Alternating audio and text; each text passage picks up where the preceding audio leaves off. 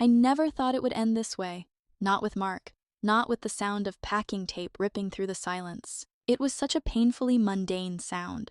Sharp, repetitive, final. I stood frozen in the doorway of our bedroom, my fingers gripping the wooden frame so hard my knuckles turned white. I should have seen this coming, but even as I stared at him, kneeling on the floor, sealing up another cardboard box, it still didn't feel real. Mark was always precise, meticulous to a fault. The way he labeled each box in that clean, architect-perfect handwriting. Winter clothes, books, important documents. He was packing away our life together like it was just another project to complete. I forced myself to clear my throat. The sound made him jump. The marker slipped from his fingers, rolling under the bed. He hadn't even realized I was there. He exhaled heavily and ran a hand through his hair, an old nervous tic I used to find endearing. "You're home early," he muttered. My voice came out steady even though my heart was hammering. Clearly not early enough. I stepped inside, my heels clicking against the hardwood floor. Each step felt heavier, like I was walking through quicksand, sinking into something I couldn't escape. How long had he been planning this? "Mark," I said, swallowing hard. "How long?" He hesitated. That was all the answer I needed. This wasn't spur of the moment. This wasn't some impulsive decision made in the heat of an argument. This was calculated, premeditated. And suddenly, it all made sense. The late nights at work, the quiet distance, the way he barely looked at me anymore. He had already left this marriage before he even started packing. "Clara," he said, his voice infuriatingly calm, like he was talking to a coworker. "We both know this isn't working." A laugh bubbled up in my throat, sharp and bitter. "Do we?" I picked up one of his neatly labeled boxes, winter clothes. I traced a finger over the black ink, trying to steady the storm rising inside me. "When exactly did we decide that, Mark? Because I must have missed the conversation where you told me you were leaving me." His jaw clenched. "Elaine thinks—" Elaine. Of course. His mother. The woman who had been slowly, methodically poisoning our marriage for years. I let out a sharp, humorless laugh. "Oh, Elaine thinks? Well, that settles it, doesn't it?" Mark stiffened. "Don't do this, Clara." "Don't do what?" I snapped, slamming the box onto the bed. "Be angry? Be hurt? Have a reaction to my husband sneaking around behind my back, planning to leave me? You're being dramatic." Dramatic. The word made something inside me snap. I stepped closer, forcing him to actually look at me. "No, Mark. Dramatic would be me throwing all your perfectly labeled boxes out the window. Dramatic would be me burning every last sweater in your precious winter clothes box." I inhaled, steadying myself. This is me finally waking up. His face hardened, but he didn't argue, because he knew I was right. And then, out of the corner of my eye, I saw something. A stack of papers inside a half-open box labeled important documents. I reached for it before he could stop me. And what I found made my blood run cold. Bank statements, insurance policies, and at the very bottom, a folder filled with surveillance photos of me. I stared down at the folder in my hands. The weight of it suddenly felt unbearable. It wasn't just paperwork. It wasn't just some financial records. It was evidence, and it was about me. I flipped it open, my heart hammering in my chest. The first thing that caught my eye was a grainy photo. Me sitting at an outdoor cafe. I recognized the place instantly. It was where I had met with a client last month. I turned the page. Another photo. This time I was walking into a restaurant, alone. Another. Me talking to a business associate outside my office. Someone had been watching me, documenting my movements, keeping track of where I went, who I spoke to, what I did. I felt sick. I looked up at Mark, my grip tightening on the folder. "What the hell is this?" His face paled. "Clara?" I stepped back, shaking my head. Don't you dare try to gaslight me right now." My voice was rising, but I didn't care. "These are pictures of me. Someone has been following me, and you knew about it." His eyes darted toward the door like he was calculating whether he could just walk out of this conversation. I pressed forward, my voice dropping to something sharp and lethal. "How long have you known?" Silence. It was answer enough. I reached deeper into the folder, flipping through emails, screenshots of my private conversations, financial records, business transactions. My hands trembled as I pulled out the final document. A printed email thread from Elaine Sutton to a private investigator. I sucked in a breath. My entire body felt like ice. She'd been having me followed. She did this, I whispered, barely recognizing my own voice. Your mother. Mark took a step forward. Clara, listen. No. I held up a hand, the folder shaking. You don't get to talk right now. You don't get to stand there in my house and pretend like this is normal. He swallowed hard. It's not what you think. I let out a sharp, bitter laugh. Oh? Because I think your mother hired a private investigator to stalk me. I think she's been digging through my business affairs, my finances, my personal life. I snapped the folder shut and threw it at his chest. He barely caught it. So tell me, Mark, if that's not what I'm supposed to think, then what the hell is this? His silence was suffocating. I nodded slowly, exhaling through my nose. You knew. You knew. The words hit the space between us like gunfire. His hands curled into fists at his sides. She was just trying to protect you, I cut in. From who, Mark? Me? Your own wife? His jaw clenched. From making bad decisions. The room tilted. I felt my blood roar in my ears. Bad decisions, I echoed, my voice almost a whisper. Like running my own business? Like having clients that don't go through her first? His silence was confirmation. That was it. That was the moment I knew. I inhaled, my pulse pounding. Get out! Mark's brows furrowed. Clara, get out! He flinched. But he didn't move. So I did. I grabbed an empty box, the one labeled miscellaneous, and hurled it at him. And just like that, he was gone. I grabbed my phone and scrolled through my contacts, my hands still shaking. I need your help, I typed. It's time to make Elaine regret ever hearing my name. Sophie responded instantly. On my way. I stared at my phone screen, my pulse still hammering in my ears. Elaine Sutton had been watching me, following me, investigating me, digging through my life as if I was some kind of threat, not her son's wife. I gritted my teeth, my fingers tightening around my phone. I should have been crying. I should have been breaking down in the middle of my half-packed bedroom. But instead, all I felt was fire. I was done being the victim. Mark and his mother thought they could erase me from their lives like I was some footnote in their perfect story. Not a chance. I opened my messages and fired off another text to Sophie. Bring wine. And a bottle of gasoline. Her response came within seconds. The wine is for drinking, right? Right? I let out a sharp, humorless laugh. I wasn't going to burn down Mark's new life. Not literally, anyway. But the empire his mother had built, the web of control she had spun over his life, my career, that was about to go up in flames. Sophie arrived in under an hour. She was armed with 2 bottles of wine, a laptop, and that look in her eyes, the one that said she was already 10 steps ahead of whatever I was about to ask her to do. All right, she said, dropping into a chair at my dining table and pouring 2 glasses of deep red wine. Tell me everything. Who are we destroying? I exhaled, pressing my hands against the cold wood of the table. Elaine. Sophie arched a brow. Oh, Mark's perfect mother? I nodded, then reached into the folder I had pulled from Mark's boxes and spread out the documents. She's been having me followed. For months, maybe longer. She dug into my clients, my finances, my meetings. She's been poisoning my career behind the scenes, scaring off investors, turning people against me, and Mark knew the whole time. Sophie's face darkened as she flipped through the papers. Jesus, Clara. She lifted a grainy surveillance photo of me leaving my office. This is next-level controlling. I knew she was a nightmare, but this is criminal. I took a slow sip of wine, the bitterness of it sharp against my tongue. Exactly. Which means we're not just dealing with an overbearing mother-in-law. We're dealing with a woman who built her entire reputation on control. A woman who has a hand in nearly every major real estate development in this city. A woman who can ruin people with a single whisper. Sophie smirked, setting down her glass. So, what's the plan? I met her gaze, my jaw tightening. We take her down, completely, publicly, and we don't stop until she's got nothing left. Sophie let out a slow, appreciative whistle.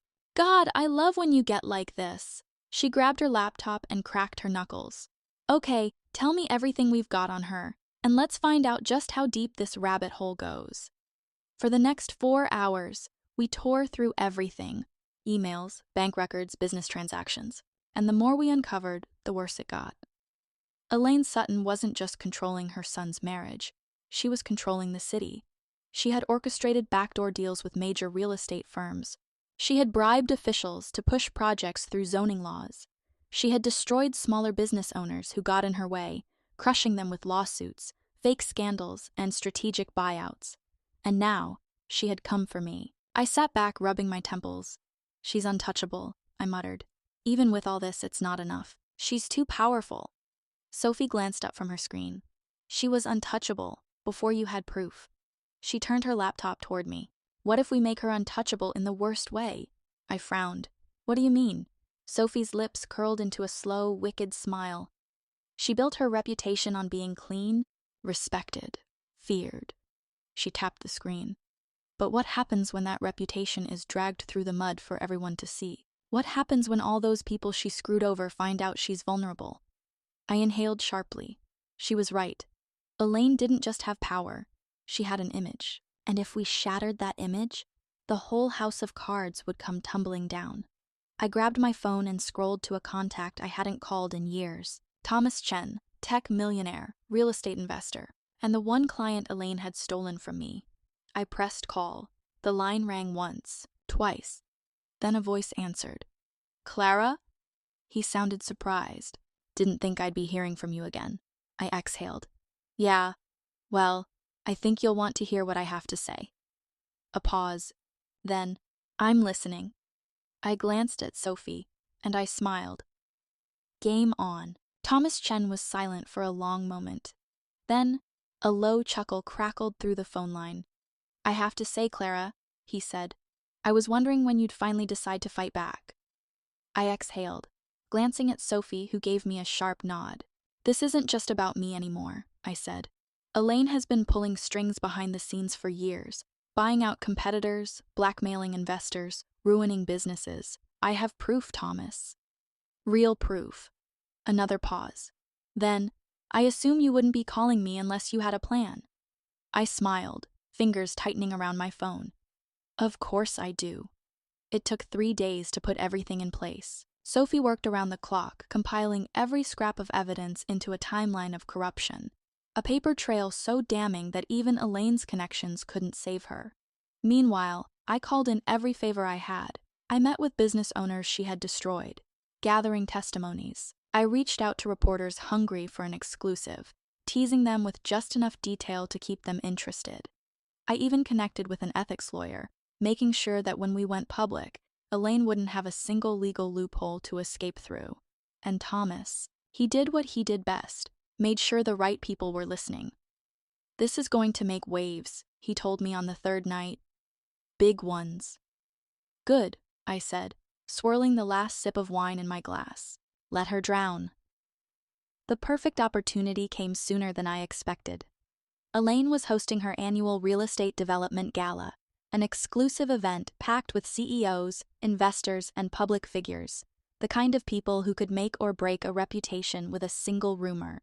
The moment I saw the invite pop up on social media, I knew this was it. Sophie smirked when I told her. So we're crashing the party? I grinned. We're setting it on fire. I arrived at the gala wearing red, power, fire, war. The moment I stepped into the grand ballroom, conversations halted. I felt the weight of dozens of eyes snap toward me, hushed whispers spreading like wildfire. They all knew who I was. And they all knew what had happened. The wife Mark left, the woman Elaine tried to erase. Elaine herself was standing near the center of the room, surrounded by investors, a wine glass delicately balanced in her manicured hand. She was composed, her posture regal, her expression smooth. But when her gaze landed on me, just for a second, I saw it. The flicker of uncertainty. She hadn't expected me to show up. Good. I walked straight toward her. Clara, Elaine greeted smoothly, barely glancing at me as she sipped her wine. I wasn't aware you were on the guest list. I smiled. Oh, I'm not. But I figured, why miss the chance to see you one last time before your empire crumbles? A flicker of irritation crossed her face. Is that so? She chuckled, shaking her head. Clara, darling, you've always been dramatic. It's one of your more unfortunate traits. I leaned in slightly, lowering my voice just enough. And you've always been overconfident. That's one of your more unfortunate traits. She finally met my gaze, really met it. And for the first time, I saw something there. Doubt. Just then, a ripple moved through the crowd. I turned slightly, just enough to see Thomas Chen stepping onto the stage near the front of the ballroom. He adjusted the microphone, his voice smooth and deliberate as he greeted the room. Ladies and gentlemen, he said, I'd like to take a few moments to discuss something important, specifically the ethics of power and corruption in our industry. The entire ballroom shifted. I turned back to Elaine just in time to see her face go pale. Tick-tock, I whispered. Her grip on her wine glass tightened. She knew what was coming, and she could do nothing to stop it. Elaine's fingers curled around the stem of her wine glass so tightly that I half expected it to shatter. She knew what was coming. But for the first time in her life, she had no control over it. I turned my attention back to Thomas, who stood confidently on the stage, addressing a room full of the city's most powerful. As many of you know, he continued, the real estate industry thrives on trust, on transparency, on integrity. A few quiet murmurs spread through the crowd. Investors, developers, officials, they were listening. But what happens, Thomas went on, when someone abuses that trust? When someone manipulates deals behind the scenes? When someone rigs the game for their own benefit at the cost of everyone else in the industry? Silence. I didn't need to turn around to know Elaine was seething. The reporters positioned near the back of the room were already taking notes. The whispers were spreading. She had spent years crafting a flawless image, a woman of power, sophistication, and influence. And in a matter of minutes, it was all about to come crashing down. Thomas cleared his throat. I've recently come across some disturbing information, he said, pacing slowly across the stage. Documents, emails, records that paint a very interesting picture. The murmurs grew louder. Of a certain individual who has spent years manipulating this industry from the shadows, bribing officials, destroying competitors, threatening investors. A pause. And then, he turned his head. And that individual, he said smoothly, is Elaine Sutton. The room exploded. Gasps, conversations, the sharp click of cameras as the press went wild. All around us, the world shifted. The very foundation Elaine had built cracked beneath her feet. I turned to face her, drinking in the moment. Her expression remained composed, but I could see it now. The cracks. She was unraveling. Slowly, painfully. And then, she did something that almost made me laugh. She smiled. It was cold, controlled. And then, in the most calm, venomous voice I had ever heard, she said, Clara, sweetheart, you have no idea what you've just done. A flicker of unease slid down my spine. Not fear, just a warning. Because Elaine Sutton didn't go down without a fight, and she wasn't done yet. Before I could respond, I heard a voice behind me. Mom? I turned, just in time to see Mark pushing through the crowd. His face was pale, his eyes wide with something between shock and horror. You told me you weren't involved in this, he said, his voice shaking. You told me people were lying about you, that this was just rumors, that... His gaze snapped to me. You did this? I raised an eyebrow. I exposed the truth, Mark. Your mother just got caught in it. His face twisted. He looked lost. I almost felt bad for him. Almost. Elaine exhaled slowly, setting her wine glass down on the nearest table. Then she turned to face the crowd, her expression the picture of effortless grace. This is slander, she said, her voice carrying across the room. A pathetic attempt to tarnish my reputation. I will be pursuing legal action. The confidence in her tone might have worked any other day. But today, no one believed her. They could smell the desperation. And then, just as I thought she might actually get away with it, a reporter stood up from the back of the room, holding up a phone. Mrs. Sutton, she called out. Would you care to comment on the emails that were just leaked to the press? Elaine froze. Emails. My breath caught in my throat. I turned to Sophie, who was standing near the side of the ballroom. She smirked. She had sent them, just in time. A dozen phones buzzed at once. Screens lit up. I saw the reactions spreading through the room like wildfire. The documents were everywhere. Elaine's voice wavered. This is fabricated. The first investor walked away, then another, then 3 more. Like dominoes, they fell. Her power was gone, and there was nothing she could do to stop it. Elaine turned back to me, something dark in her eyes. Hatred, loathing. Enjoy this moment, she whispered, her voice low enough that only I could hear. Because one day, Clara, you're going to wish you never crossed me. I didn't flinch. I didn't look away. I just smiled and said, too late. Elaine Sutton had built an empire of control, and now she was watching it burn. She stood in the center of the ballroom, surrounded by the very people she once ruled, her carefully constructed mask shattering piece by piece. The leaked emails had sealed her fate. Investors were already pulling out. Lawyers would be circling her like vultures by morning. And the press, they were feasting. I took a slow sip of champagne, savoring the moment. Clara?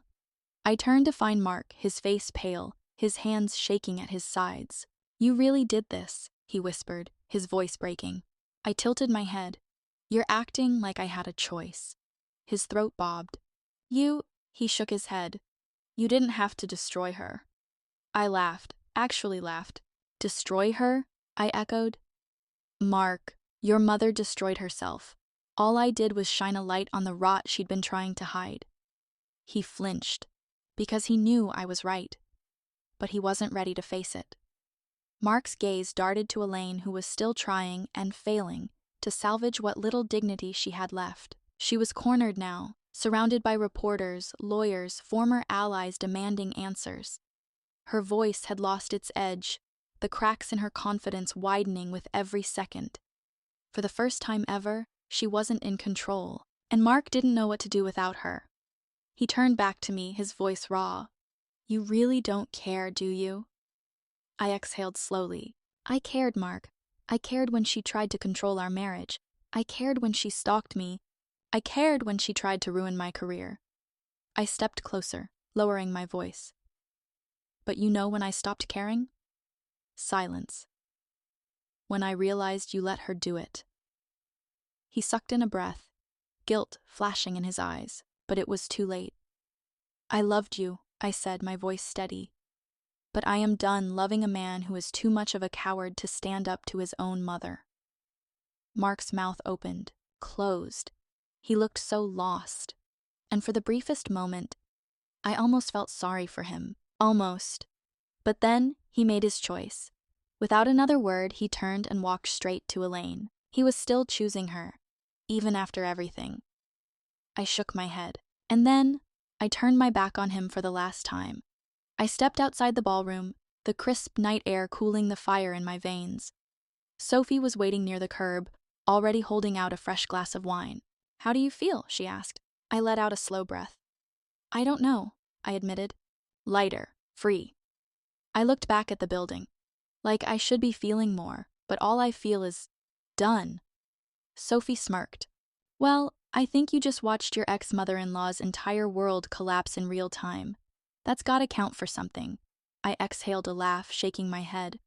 Yeah, it does. We clinked glasses, taking slow sips as we watched the chaos unfold from a distance. Then, Sophie nudged me. By the way, she said, you should check your phone. I frowned and pulled it out of my purse. There was a single message waiting for me, from Thomas Chen. It's done. She won't recover from this. My chest tightened. I stared at the words, letting them sink in. Elaine was finished. Her name, her business, her power, gone.